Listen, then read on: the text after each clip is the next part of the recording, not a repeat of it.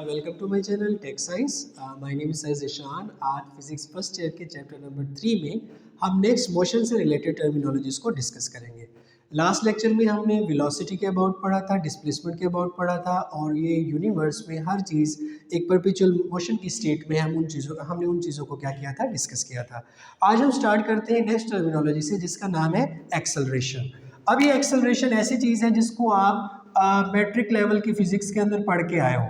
मैं जल्दी से इन चीज़ों को रिपीट करता हूँ और कुछ इंपॉर्टेंट बातें वो भी आपके साथ डिस्कस करता हूँ ना। What is acceleration?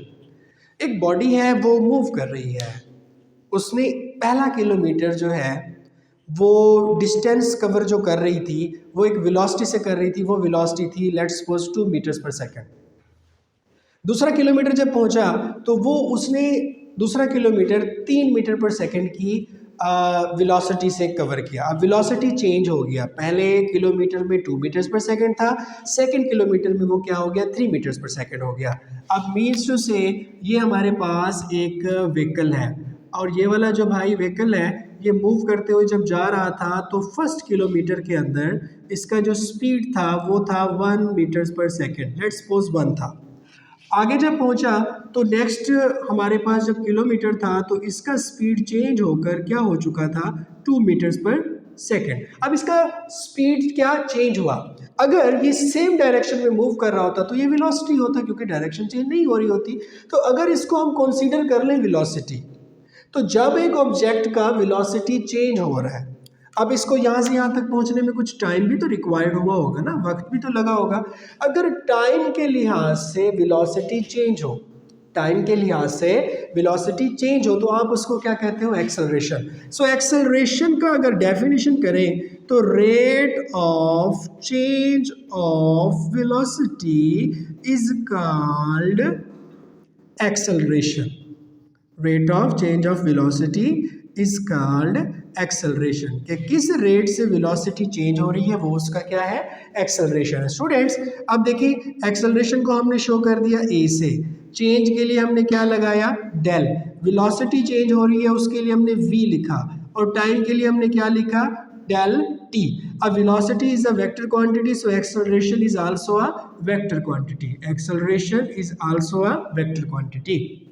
अब हम इसका एक यूनिट इससे एक्सट्रैक्ट करते हैं, तो जो वेलोसिटी है उसका यूनिट होता है मीटर पर सेकंड, टाइम का यूनिट होता है सेकंड, तो इसका यूनिट बन जाना है मीटर पर सेकंड स्क्वायर। तो change in velocity of a body with time is called acceleration. अब एक्सेलरेशन में बॉडी का वेलोसिटी चेंज होता है। अब अगर हम देखें कि एक डायरेक्शन में बॉडी का जो वेलोसिटी है वो जब मूव कर रही थी तो वो v1 था, सेम दूसरा वेलोसिटी v2 था, तो चेंज हमारे पास क्या होगा, डेल v, और डेल v को इक्वल होना चाहिए किस चीज़ के, v2 माइनस v1 के। ध्यान रखिएगा ये सब वेक्टर क्वांटिटीज़ हैं, तो इनके ऊपर आपने वेक्टर को शो करने के लिए एरोहेड्स लाजमी डालने हैं। स्टूडेंट्स ये हमारे पास एक्सेलरेशन था। अब एक्सेलरेशन से जब हम आगे चलते हैं तो एक्सेलरेशन भी दो तरह के होते हैं। अब इस केस में आप देखिए बॉडी का वेलोसिटी बढ़ता जा रहा है, पहले वेलोसिटी v1 था 1 मीटर पर सेकंड, फिर हो गया 2 मीटर्स पर सेकंड। लेट्स सपोज वेलोसिटी 1 जो है वो है 1 मीटर पर सेकंड, फिर वेलोसिटी बढ़ के इस गाड़ी का हो जाता है v2 2 मीटर्स पर सेकंड।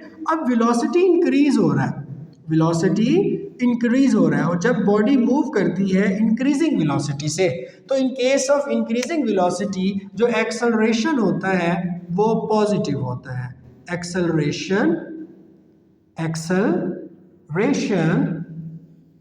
इज पॉजिटिव, क्योंकि वेलोसिटी क्या हो रही है, इंक्रीज हो रही है। अगर हमारे पास यूँ होता कि बॉडी की जो इनिशियल वेलोसिटी थी वो होती 2 मीटर पर सेकेंड और ये आगे जाके कम हो जाती और हो जाती 1 मीटर पर सेकेंड या इससे भी ज़्यादा कम। अब वेलोसिटी बॉडी का डिक्रीज हो रहा है, और जब बॉडी का वेलोसिटी डिक्रीज होता है तो जो एक्सेलरेशन होता है वो क्या होता है स्टूडेंट्स, नेगेटिव होता है। Acceleration is negative. यहाँ तक उम्मीद करता हूँ आपको बात समझ आ गई होगी। वेलोसिटी बढ़ रहा है तो पॉजिटिव एक्सेलरेशन है, कम हो रहा है तो एक्सेलरेशन क्या है, नेगेटिव है। अब एक सिंपल सा फ्लो चार्ट बनाते हैं हम। देखिए इसमें मैंने वही इक्वल का साइन लिखा, और अगर टाइम इंटरवल इक्वल हो, टाइम इंटरवल स्टूडेंट्स क्या हो, इक्वल हो, और वेलोसिटी चेंज जो है वो भी क्या हो, इक्वल हो। अगर बॉडी की वेलोसिटी इक्वल चेंज हो और टाइम इंटरवल भी क्या हो, इक्वल हो, तो ऐसे एक्सेलरेशन को क्या कहते हैं आप, uniform acceleration. Such acceleration is called uniform acceleration. अच्छा डियर स्टूडेंट्स, यूनिफॉर्म एक्सेलरेशन की आपको समझ आ गई होगी। अब आगे चलते हैं। यूनिफॉर्म एक्सेलरेशन के बाद जो नेक्स्ट है वो है हमारे पास इंस्टेंटेनियस एक्सेलरेशन। कि इंस्टेंटेनियस एक्सेलरेशन चीज क्या है। सेम इंस्टेंट से लफ्ज निकला है, इंस्टेंट से निकला है instantaneous acceleration. Students, instantaneous acceleration की सेम वही डेफिनेशन हमने करनी है, rate of change of velocity, rate of change of velocity, rate of change of velocity at any instant, at any instant। अच्छा जी, इंस्टेंट हो गया और इस इंस्टेंट को इतना छोटा होना चाहिए कि वो अप्रोच करे, विच अप्रोचेस टू जीरो, कि वो इतना छोटा था कि उसने जीरो को अप्रोच किया। अब फार्मूला को देखें, a is equal to del v divided by del T. a is equal to del V divided by del T. Instantaneous था तो INS, यहाँ पे आपने लिमिट पुट की और लिमिट के लिए जो टाइम इंटरवल है वो किसको अप्रोच करा दिया, आपने जीरो को अप्रोच करा दिया। नेक्स्ट हमारे पास जो चीज़ आती है स्टूडेंट्स वो होता है हमारे पास एवरेज एक्सेलरेशन। कि एवरेज एक्सेलरेशन चीज़ क्या है। अब एवरेज एक्सेलरेशन में total change in velocity, total change in velocity को आप डिवाइड कर देते हो टोटल टाइम के ऊपर ड्यूरिंग द मोशन। तो एवरेज एक्सेलरेशन को डिफाइन करता हूं मैं, एवरेज एक्सेलरेशन है क्या चीज, एवरेज एक्सेलरेशन। एवरेज एक्सेलरेशन के दौरान जनाब हमारे पास एक बॉडी है और वो बॉडी किस हालत में है, मोशन की हालत में है। Body is in state of motion, body motion की हालत में है। तो मोशन के दौरान उसका हमने जो टोटल वेलोसिटी चेंज है, टोटल जो वेलोसिटी चेंज है उसको क्या कर दिया हमने, डिवाइड कर दिया किस चीज़ के ऊपर, टोटल टाइम के ऊपर।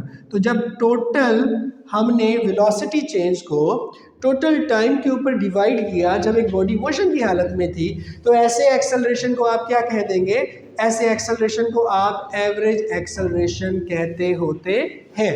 अब स्टूडेंट्स, जब यूनिफॉर्म एक्सेलरेशन होता है, कौन सा एक्सेलरेशन होता है, यूनिफॉर्म एक्सेलरेशन होता है, तो हमारे पास इंस्टेंटेनियस एक्सेलरेशन और एवरेज एक्सेलरेशन दोनों बराबर हो जाते हैं।